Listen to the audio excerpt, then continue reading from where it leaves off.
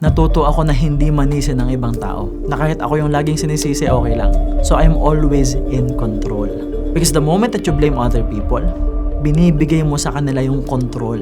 Hindi pwedeng ganon. Sometimes it's okay to blame yourself. Naakuin mo, nasabihin mo sa sarili mo, yung buhay mo ngayon, kasalanan mo.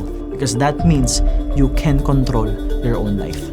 And then little by little, nag-improve yung buhay ko, kumikita ako ng mas maraming pera, I'm building businesses, I'm helping other people. Dumating na naman yung crisis, dumating yung pandemic. Of course, sanay na ako, trumabaho mag-isa. I started creating content. Sumikat tayo sa social media. Now, of course, hindi po ako sanay sa attention because I started my career just to create value. It's not about trends, not about views, not about comments, not about clout. Our main and our only objective is to help you, provide value, share our own experiences, yung mga bagay na nakatulong sa amin. That's what I do.